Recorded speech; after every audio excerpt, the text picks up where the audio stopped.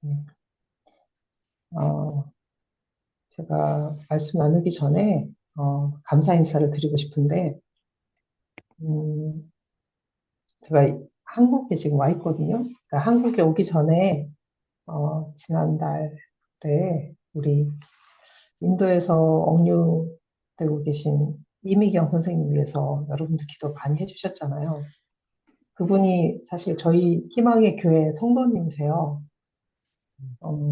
어려운 일 겪으시고 저희 동네로 이렇게 피신을 오셔서 이제 함께 살면서 사역을 도와주고 계신데 그분이 갑자기 너무 아프셔가지고 제가 어떻게 할 수가 없었어요.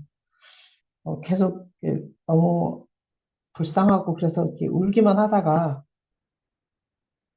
어, 한인회 한인회에서 일하시는 집사님 한 분에게 제가 전화를 해서 이렇게 부탁을 드리고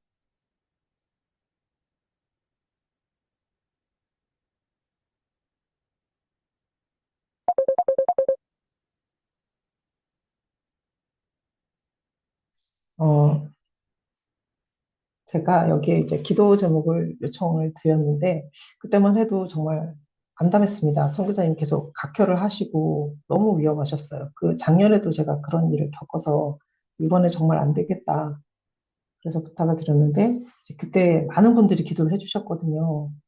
제가 그때 이제 이 저녁 예배도 처음 금요 철야 예배도 처음 참석을 했었는데 많은 분들이 기도해 주시고 정말 눈물로 해주시고 사명감으로 해주셔서 선교사님 그 수술비가 일주일 동안 모두 채워지고, 그리고 또 지금 소송 중인 그 소송비까지 또 감당할 수 있게 많은 분들이 후원에 동참해 주셨어요.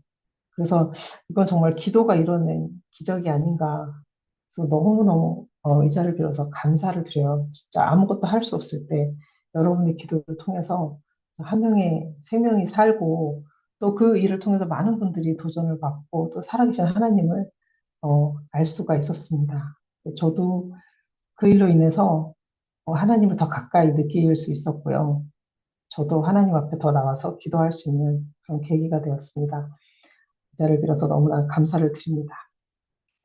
네, 제가 나누고 싶은 것은 이 부분인데, 그림을 보시면 조금 미리 다 이해가 되시겠지만, 재작년 어느 새벽이었습니다.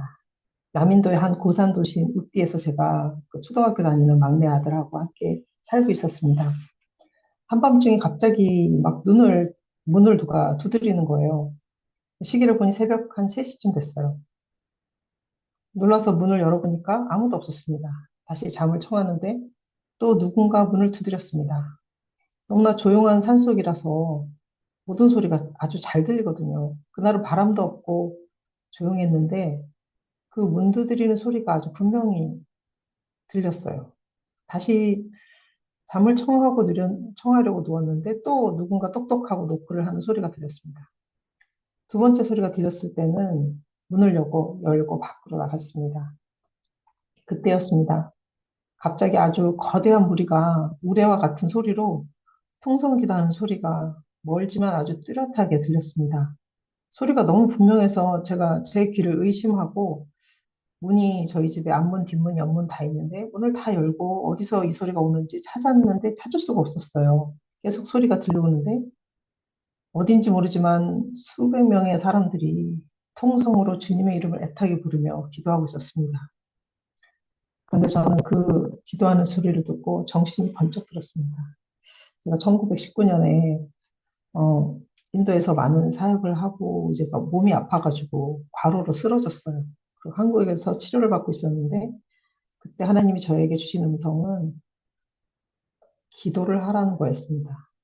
그래서 치료받고 인도로 돌아가서 기도를 하려고 더 일찍 일어났어요. 새벽 3시, 4시에 일어나서 기도하고 하루를 시작하니까 하루가 아주 길고 그랬는데 코로나가 일어나면서 너무 바쁘고 그래서 제가 기도를 쉬고 있었어요. 근데 그 녹화하는 소리를, 그 기도하는 소리를 듣고 제가 정신이 번쩍 들었습니다. 이렇게 많은 사람들이 깨어서 기도하고 있는데 잠만 자고 있는 제가 너무 한심하고 부끄럽게 느껴졌습니다. 그날부터 제가, 제가 새벽 3시에 다시 일어나서 새벽 기도를 하기 시작했습니다. 그리고 작년이죠. 작년에 이제, 어, 제가 마이크로 스쿨을 네, 소개를 받고 시작하게 됐는데, 거기서 잠비아의 심유미 선교사님을 통해서 이 기도 그룹을 소개받았습니다. 그리고 알게 됐습니다. 제가 기도하는 그 시간이 바로 KWMI의 새벽 기도 시간이었습니다. 기도회를 참석하면서 저는 온몸에 소름이 돋았습니다. 왜냐하면 여러분이 하시던 그 새벽 기도 때 부르짖는 소리가 제가 그 새벽에 들었던 소리였거든요. 제가 지금까지 이야기를 어, 누구와 나눈 적은 없는데 그 새벽에 저를 깨우던 그 노크 소리는 저희 옆집에 계신 선교사님이 제가 하도 얘기를 해서 알고 계세요. 그래서 그 얘기를 듣고 다른 분들도 새벽 3시에 일어나서 기도를 하기 시작했는데 다른 분들은 너무 고단해서 지금은 안 하고 계시지만 저는 KWMI를 알고 나서부터는 이제 혼자가 아니잖아요. 다른 분들과 함께하는 기도기 때문에 제가 지금 이제 매일매일 그때부터 지금까지 여러분과 함께 기도할 수 있었습니다. 기도에 동참하게 하셨다는 것을 하나님이 깨우쳐 주셨다는 것을 제가 이 기도회를 통해서 알게 되었습니다. 하나님이 여러분의 성실한 기도를 통해서 전 세계의 선교사님들과 교회와 크리스천들을 깨우고 계시고 팬데믹과 그 이후에 또 역동하는 인류의 역사 속에서 하나님의 동역자로 쓰고 계신 것을 제가 믿습니다. 이 시간은 여러분이 코로나로 새벽 기도를 하기 시작하신 게 2020년이라고 제가 들었는데 저는 그때 무엇을 하고 있었는지 나누기를 원합니다. 어, 제가 나누기 전에 그 6년 전 5월 달이에요. 6년 전 5월 달. 제가 인도 교민 밴드에 올렸던 후원 보고 영상이 있습니다. 그걸 함께 보시고 나누도록 할 텐데요. 그때 레인 빵집에 후원하신 교민 가운데는 불교 스님도 계셨어요. 스님도 계시고 힌두교를 와서 이제 힌두교로 개종한 그런 한국 사람들도 계셨어요. 무슬림과 결혼한 그런 한국 분들도 계셨고 아주 다양한 종교의 분들이 제가 선교사인 것을 알고 있지만 그래도 저희 빵집을 통해서 후원을 하셨습니다. 그래서 제가 이제 거의 마지막으로 이제 영상을 올리면서 성경 말씀도 넣어가지고 제가 크리스찬인 것을 그분들에게 알렸는데요. 영상 한번 보시고 제가 더 나누도록 하겠습니다.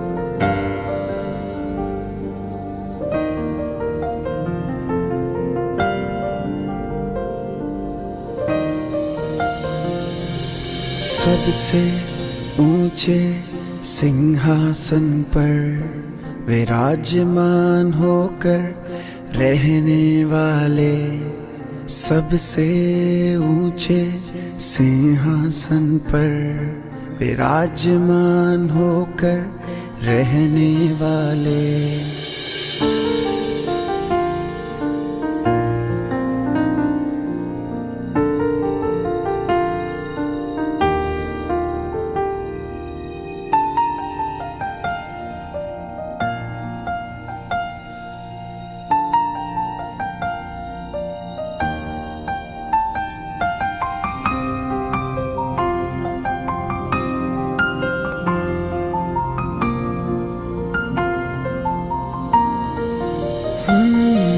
सबसे ऊंचे सिंहासन पर विराजमान होकर रहने वाले, सबसे ऊंचे सिंहासन पर विराजमान होकर रहने वाले सबसे ऊंचे सिंहासन पर विराजमान। 네, 저는 2014년에 저희 생계가 어려운 저희 교회 성도들과 함께 빵 공장을 시작했습니다. 처음에는 빵을 구워서 저희 학교, 희망의 학교 학생들에게 간식으로 나눠주고 또 나환자촌하고 쓰레기촌에 빵을 매일 구워서 나누었습니다. 어, 그 프로젝트 이름이 옷빵이었어요. 그런데 많은 빵을 나누다 보니 매일 후원을 받아서 전기세와 월급을 주기에는 턱없이 부족했습니다. 매달 오는 성교비를 모두 빵집에 쏟아붓고 그리고 또 저희 사역비도 다 거기에 들어갔는데도 어, 빵집이 운영하는 게 쉽지가 않았어요. 저희 아이들이 고등학생이었는데 학비 낼 돈도 없었습니다.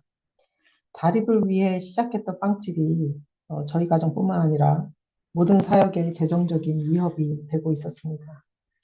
그러던 차에 뉴델리의 한 한인교에서 공동 구매로 성도님들이 빵을 주문해 주셔가지고 조금씩 그 후원에 대한 의존도를 줄여가고 있었습니다. 그렇게 시작한 지 한두 달밖에 안 됐습니다. 그런데 코로나가 심각해져서 인도 전역에 갑작스럽게 락다운이 시작됐습니다. 모든 빵 공장이 문을 닫았습니다. 슈퍼도 문 닫고 식량을 구할 수가 없었고, 코로나 확진자가 있는 지역은 완전히 봉쇄를 해가지고 들어가지도 나가지도 못했습니다. 그때 한국 학생들은 기숙사에 갇혀 있고, 또 고등학생들도 한국에 돌아가지 못하고, 인도에 집이 있는 학생들 집에 모여서 지내고 있었습니다. 아직 인도는 그때 끔찍한 기억을 돌아보기를 꺼려합니다. 모든 빵 공장과 베이커리가 직원들이 통행권이 없어서 출근을 할 수가 없어가지고 빵을 생산할 수 없었을 때, 램 빵집은 성도들이 교회 근처에 살고 있었거든요. 그래서 출근을 할 수 있었고 빵을 만들 수가 있었습니다. 통행권도 제일 먼저 정부에서 받았습니다. 램 빵집 직원들은 어디든 갈 수가 있었습니다. 그래서 제가 교민 밴드에 어, 빵 주문을 받으면서 메뉴의 맨 아래 보일 듯 말 듯하게 한 줄을 넣었습니다. 현지인 식빵원 50루피. 이게 판매가의 절반이라고 하면서 이렇게 넣었는데요. 전 진짜 그걸 넣으면서도 기대를 하지 않았습니다. 그런데 모든 고객들이 자기들 먹을 빵을 주문하면서 현지인들에게 빵을 후원하기 시작했습니다. 어떤 분 5개, 어떤 분은 10개, 그리고 100개. 제가 그 영상을 뒷부분에까지 다 보여드린 이유가 어떤 분은 1000개, 2000개, 이거보다 더 많이 계셨는데 제가 후원을 받으면 이걸 나눠줄 수 없을 것 같아가지고 중간에 끊어야 됐어요. 못 받겠다고. 그리고 돌려드린 후원도 있습니다. 그럴 정도로 정말 많은 분들이 후원을 해주셨고, 델리에 계신 분들뿐만 아니라 인도 전역에서 빵을 주문하려고 저한테 연락하는 게 아니고 현지인들한테 어떻게 후원을 할 수 있을지 빵을 후원해 달라고 요청하는 그런 후원의 문의가 휘발치게 들어왔습니다. 그때 제가 기억하기로 하루에 한 50명 넘게 저한테 연락이 왔고 빵 후원하는 분들은 델리에 계신 분만 그랬고 다른 분들은 전부 후원하겠다고 이렇게 연락이 왔어요. 근데 너무 많이 후원이 갑자기 들어오니까 이걸 빵으로 하기에는 빵을 굉장히 많이 구워야 되거든요. 그렇게 하려면. 그래서 이제 정말 실제적으로 이분들한테 필요한 사역을, 다른 사역을 또 하나님께서 아이디어를 주셔서 하게 되는데 이 옷방이어뿐만 아니라 거기에 있는 음식을 이제 갇혀 있는 사람들이 야채도 없고 쌀도 없고 아무것도 없었어요. 그래서 막 쫄쫄쫄 굶고 하루 이틀 3일 이렇게 버티고 있었거든요. 그래서 그분들을 위해서 삼시세끼를 먹을 수 있는 한 가족이 삼시세끼 먹을 수 있는 가방을 만들어서 이제 삼시세끼 프로젝트를 시작하기 시작했습니다. 저희가 이제 아무 데나 갈 수 있으니까 저희 성도들이 굶고 있는 분들한테 이렇게 식량을 나눠주기 시작했습니다. 아까 영상에서 보셨던 것처럼 어, 그렇게 인도 교민들의 후원을 받아서 빵을 나누고 있는데 그 일로 인해서 연합뉴스 기자가 이제 인터뷰 요청을 해왔어요. 제가 선교사 신분이 드러나면 안 되기 때문에 저는 이제 한국에서 한국 기독교 방송에서 그런 인터뷰 요청을 받아도 다 이제 거절을 해왔거든요. 이번에는 빵집 사장으로 인터뷰를 하는 거니까 거절을 할 필요가 없었어요. 그래서 그 거절에 이제 인터뷰에 응했고, 그리고 저희 램빵집하고 제 이름 세자가 이제 뭐 신문과 뉴스에 방송이 되었습니다. 그때 인도가 코로나가 아주 가장 심했던 때이기 때문에 많은 분들이 그 뉴스를 보시고 연락이 왔습니다. 한국뿐만 아니라 전 세계에서 램빵집으로 후원을 해오셨습니다.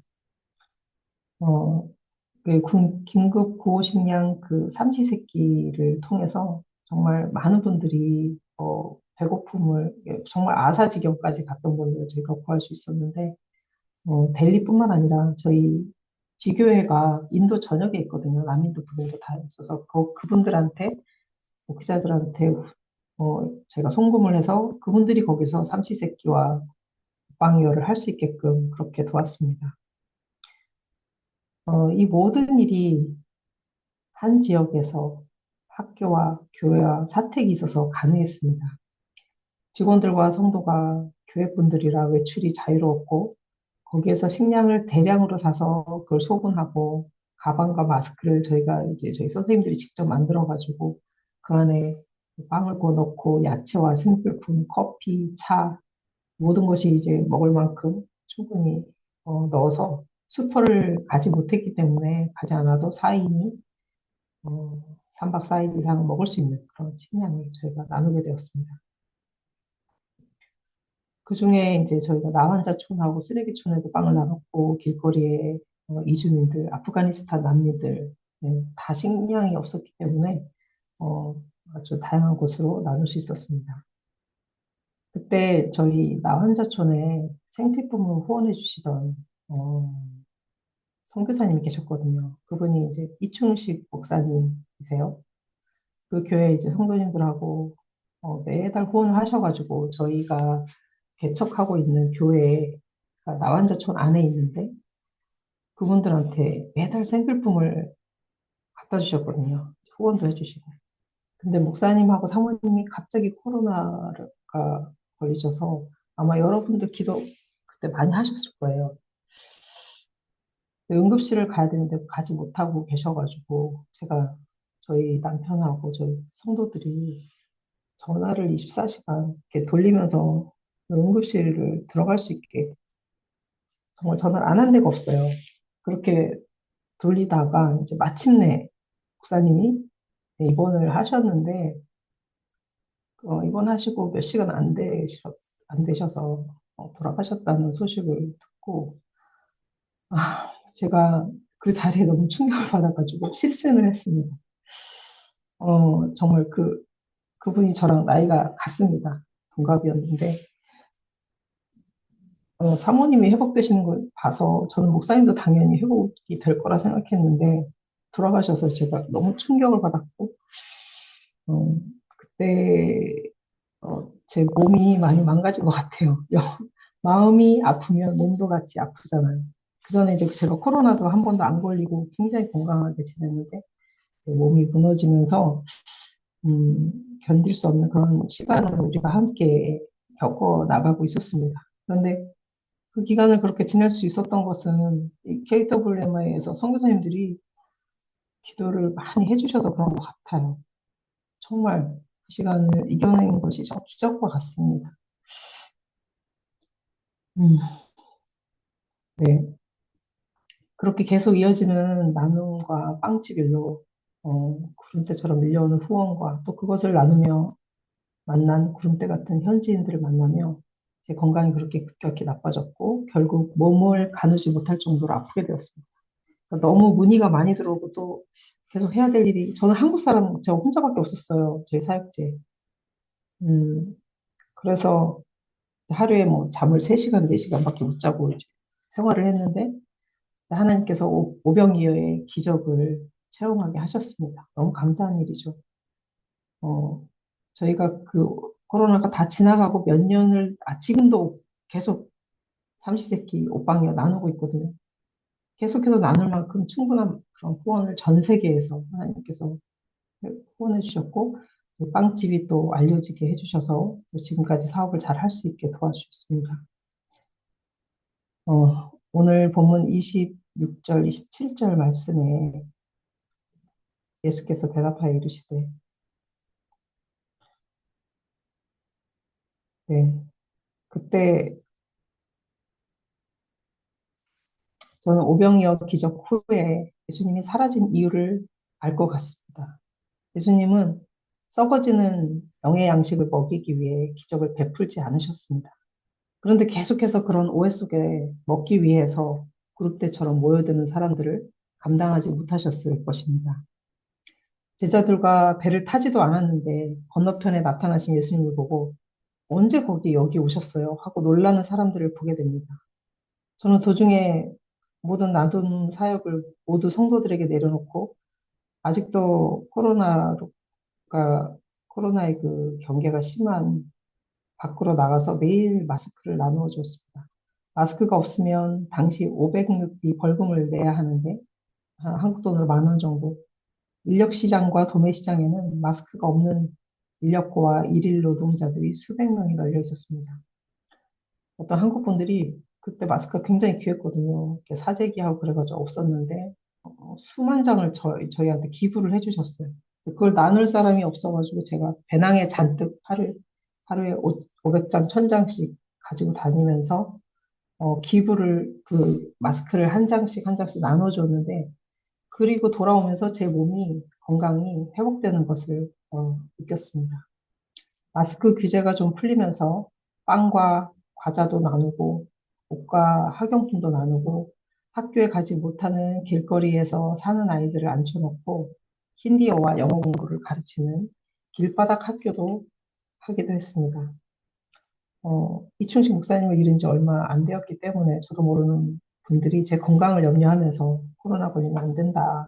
그래서 전화도 많이 해주시고 메시지도 정말 많이 해주시고 걱정을 많이 해주셨어요. 그런데 너무 감사하게 저도 코로나가 그 기간이 끝날 때까지 한 번도 걸린 적이 없고 백신도 저는 맞을 수가 없었어요. 백신 맞지도 못했는데 그렇게 하나님께서 건강하게 지켜주셨습니다. 저희 빵집 이름 레헴은 제가 저희 델리 신학교에서 히브리어를 가르칠 때 어, 읽다가 이제 발견한 단어인데 지성소에 놓여 있던 진설병이 이제 만나잖아요. 만나는 사실 이게 뭐냐 그런 뜻이 들어있는데 진설병을 히브리어로 레헴이라고 적어놨더라고요. 그 레헴이 신약에서는 이제 생명의 빵, 예수님을 뜻하게 되었습니다. 저희 빵집 이름 레헴 옆에 달린 부제는 어, 생명의 빵, Bread of Life입니다. 조금만 관심 있는 분이라면 생명의 빵이 예수님이라는 것을 알아챕니다.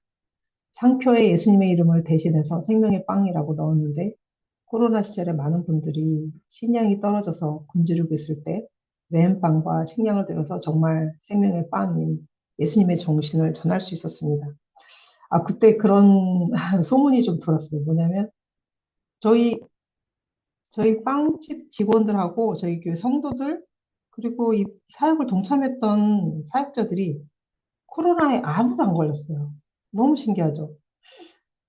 그래서 이 레몬빵 먹으면 코로나 안 걸린다는 소문이 막 돌았었습니다.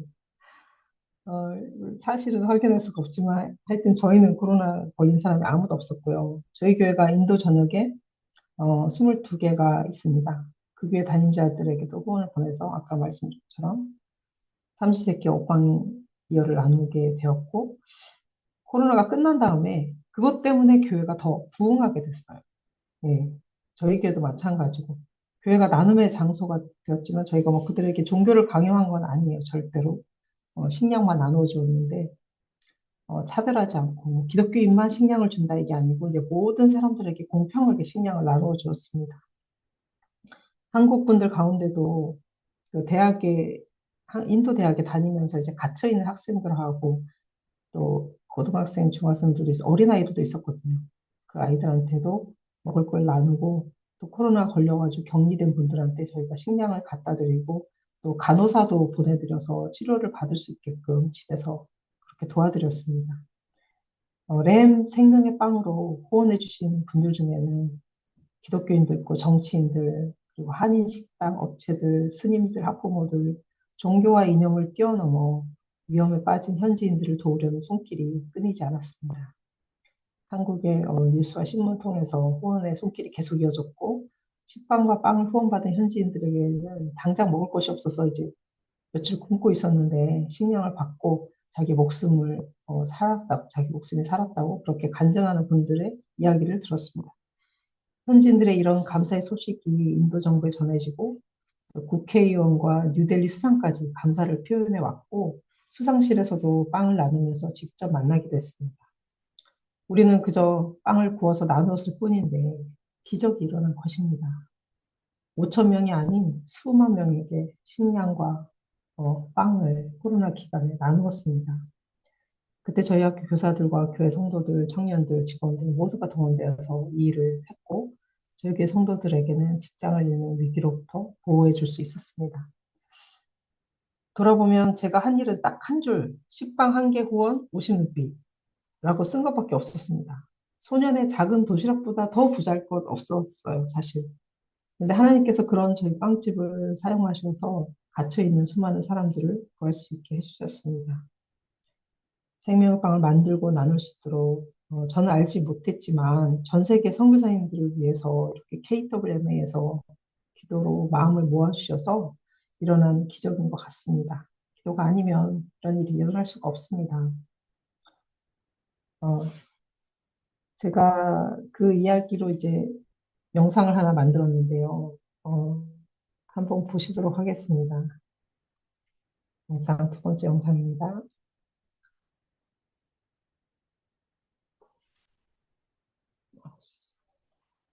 오늘 다룰 이야기는 바로 생명의 빵인데요.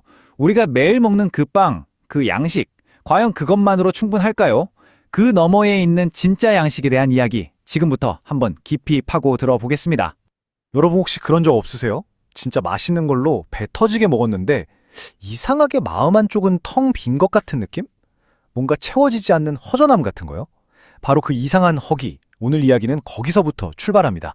자, 여기 보시면 오늘 이야기의 핵심이 딱 보입니다. 한쪽은 말 그대로 썩어 없어질 양식, 우리 배를 채우고 잠깐의 만족을 주죠. 그리고 다른 한쪽은 영원한 양식이에요. 이건 우리의 영혼을 채우고 진짜 삶의 목적을 생각하게 만들죠. 이 둘 사이에 어떤 보이지 않는 싸움이랄까요? 이게 바로 오늘 우리가 파고들 이야기의 중심입니다. 그러면 이 두 가지 허기가 실제로 어떻게 부딪히는지 아주 오래전 이야기에서 한번 그 힌트를 찾아볼까요? 배경은 바로 성경, 요한복음 6장에 나오는 한 사건입니다. 이야기의 시작은 정말 엄청난 기적이에요. 아니 생각해보세요. 빵 5개랑 물고기 2마리, 진짜 작은 도시락 하나로 무려 5천 명을 배불리 먹였다는 거잖아요. 정말 대단한 일이죠. 당연히 이걸 본 사람들은 난리가 났고 예수를 자기들의 왕으로 삼으려고까지 하면서 막 쫓아다니기 시작합니다. 바로 여기서 예수님이 그 군중의 속마음을 정확히 꿰뚫어 보시는 거죠. 너희가 날 찾는 건 이 기적의 진짜 의미를 알아서가 아니야. 그냥 어제 그 빵 먹고 배가 불렀기 때문이잖아 라고요. 결국 사람들은 기적 너머의 더 큰 의미, 그 영원한 양식은 보지 못하고 당장 배를 채워주는 썩어 없어질 양식에만 매달렸던 거예요. 자, 그럼 이제 시간을 훌쩍 뛰어넘어 볼까요? 무려 2000년 후인 2020년으로요. 장소는 코로나 팬데믹으로 완전히 봉쇄된 인도의 뉴델리. 정말 놀랍게도 이 고대의 이야기가 거의 똑같이 재현되는 일이 벌어집니다. 당시 상황이 어땠냐면 도시 전체가 그냥 멈춰버린 거예요. 상점, 공장 다 문 닫고 먹을 걸 구하는 것 자체가 전쟁이었죠. 그런데 정말 신기하게도 램이라는 작은 빵집 하나만 문을 열고 있었던 겁니다. 직원들이 다 근처에 살기도 했고 운 좋게 정보 허가도 빨리 받았다고 해요. 바로 그때였어요. 이 빵집을 운영하던 선교사님이 주문 메뉴 맨 밑에다가 작은 글씨로 딱 한 줄을 추가한 거예요. 현지인을 위한 식빵 후원 50루피. 원래 빵값의 절반도 안 되는 이 작은 금액이 앞으로 벌어질 모든 일의 시작이었습니다. 와, 그런데 진짜 말도 안 되는 일이 벌어집니다. 빵을 사러 온 사람들이 너도 나도 5개, 10개씩 후원을 하는 거예요. 심지어 나중에는 수백, 수천 개씩 후원하는 사람들까지 나타났어요. 이게 소문이 나서 인도 전역은 물론이고 해외에서까지 오직 이 굶주린 사람들을 돕겠다는 후원금이 그야말로 폭발적으로 쏟아져 들어온 거죠. 결과는요, 정말 상상 이상이었습니다. 이 작은 빵집 하나가 마치 2000년 전 그 기적처럼 5,000명도 아니고 무려 수만 명에게 빵과 구호식량을 나눠주게 된 겁니다. 이건 뭐 말 그대로 현대판 오병이어 기적이었죠. 그런데 말이죠. 이 놀라운 성공 뒤에는 누구도 예상치 못했던 어두운 그림자가 따라오고 있었습니다. 때로는 기적이라는 게 감당하기 너무 힘든 무게로 다가오기도 하거든요. 선교사님은 곧 한계에 부딪혔어요. 첫째, 수요가 정말 끝이 없었어요. 수만 명을 먹여 살려야 하니까 잠도 못 자고 일만 한 거죠. 둘째, 당연히 몸이 버티질 못했죠. 결국 과로로 쓰러져서 몸을 가누기조차 힘든 지경까지 갔습니다. 셋째, 갑자기 언론에서 막 주목하고 대통령상 후보로까지 추천되니까 이게 혹시 내 이름을 내려고 하는 욕심은 아닐까 하는 괴로운 생각에 빠졌고요. 그리고 마지막으로 이 모든 게 더 이상 기쁨이 아니라 그냥 너무 무거운 짐처럼 느껴지기 시작한 겁니다. 완전히 소진된 거죠. 정말 모든 걸 포기하고 싶을 만큼 절망적인 바로 그 순간 갑자기 머릿속을 스치는 깨달음이 있었던 거예요. 아, 그래서 예수님이 그때 사라지셨구나. 오병이어 기적 후에 사람들이 막 왕으로 만들려고 하니까 조용히 사라져버렸던 그 행동이 비로소 온몸으로 이해가 된 거죠. 아, 예수님도 이 썩어 없어질 빵만 달라고 외치는 군중의 무게가 정말 힘드셨겠구나 하고요. 이 깊은 깨달음 하나가 사명의 방향을 180도 바꿔놓는 계기가 됩니다.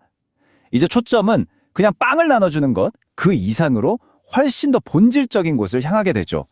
여기서 진짜 흥미로운 게 뭐냐면요. 이 빵집 이름이 레헴이잖아요. 이게 히브리어로 그냥 빵이라는 뜻이거든요. 근데 이게 그냥 빵이 아니라 구약시대의 성전에 바쳤던 아주 거룩한 빵, 진설병을 의미해요. 그리고 더 나아가서 신약에서는 이 레헴이라는 단어가 바로 생명의 빵이신 예수님 자신을 가리킵니다. 와, 그러니까 빵집 이름에 이미 이 사명의 진짜 목적이 다 담겨 있었던 셈이죠. 그래서 빵집의 사명도 바뀌게 돼요. 이제는 긴급 구호처럼 일시적으로 빵을 나눠주는 일에서 한 걸음 더 나아간 거죠. 사람들이 스스로 생명의 빵을 만들고 또 나눌 수 있게 도와주는 일로요. 예를 들면 다른 사람들이 지속 가능한 어떤 일이나 비즈니스를 시작할 수 있도록 컨설팅해주고 필요한 사람들을 연결해주는 그런 역할을 바뀐 거예요.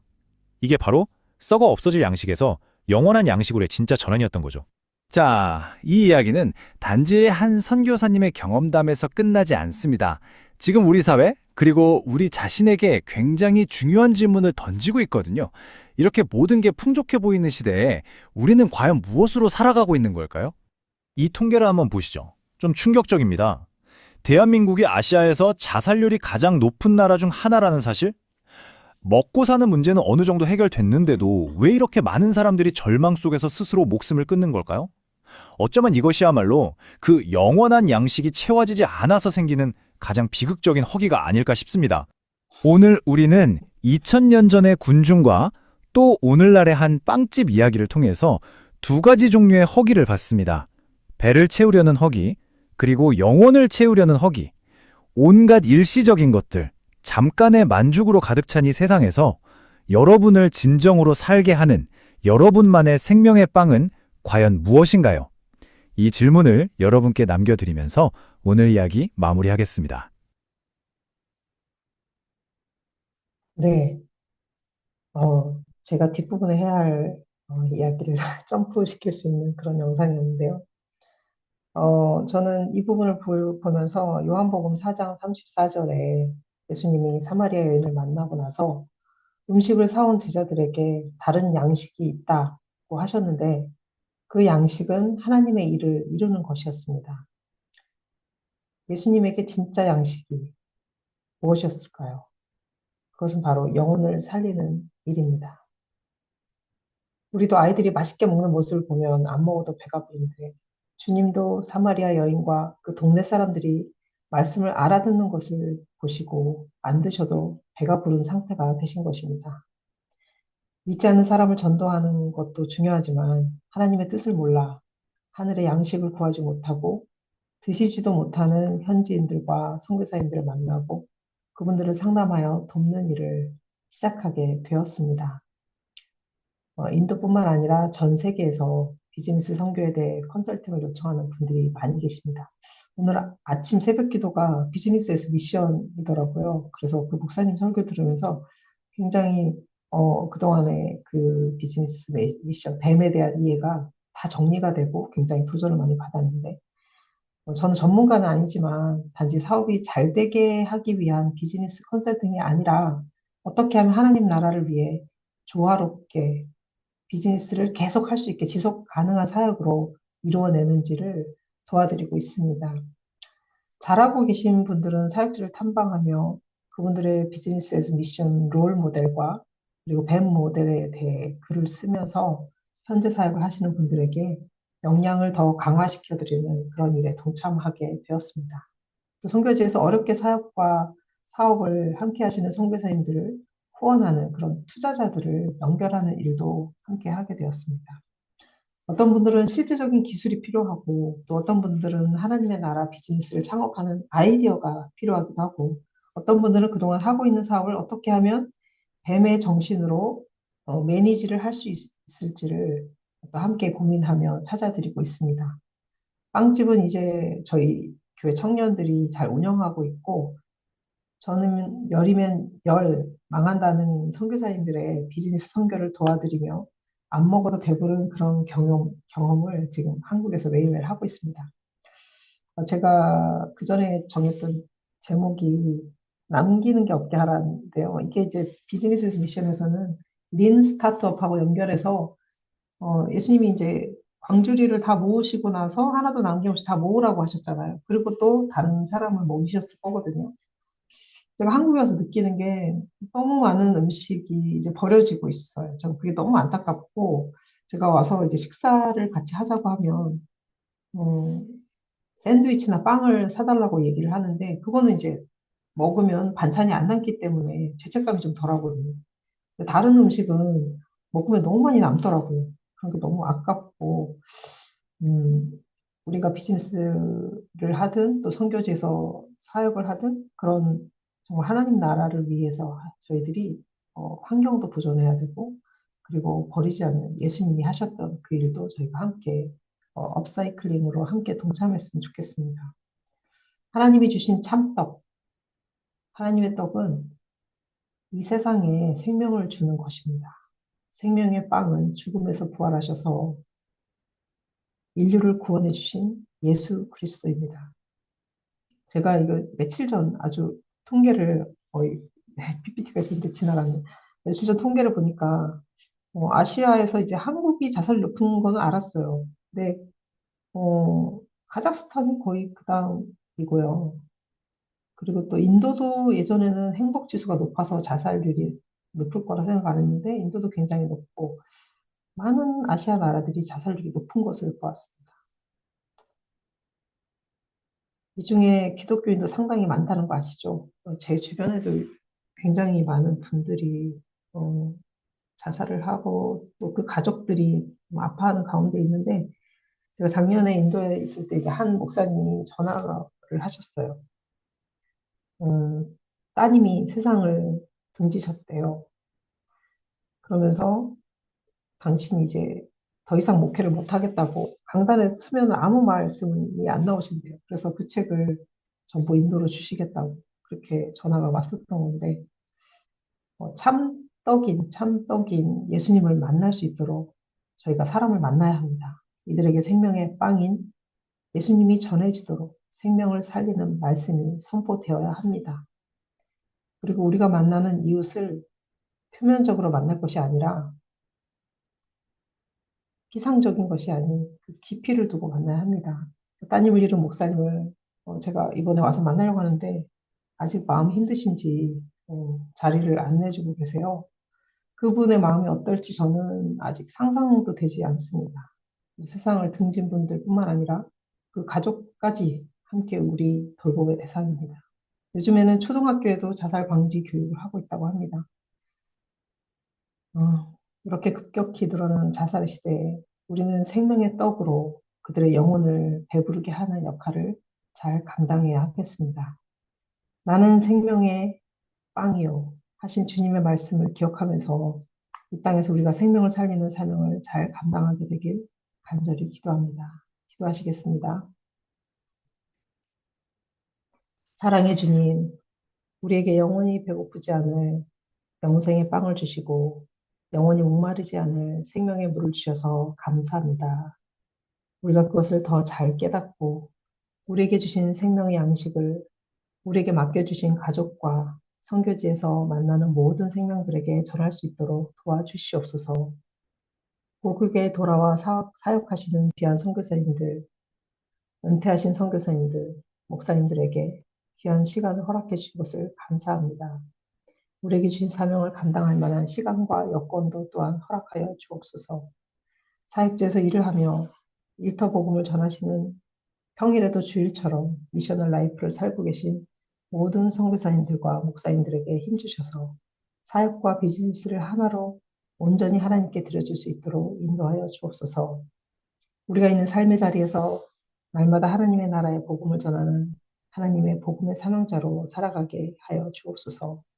오늘 밤에도 매일 죽음을 이기고 부활하신 예수님의 생명으로 다음날 아침을 힘차게 시작할 수 있도록 우리의 생명의 서클을 지켜주시옵소서. 생명을 전하고 선포하며 지속하게 하는 일에 우리를 사용해 주시옵기를 간절히 빌고 원하며 예수님의 이름으로 기도드렸습니다. 아멘.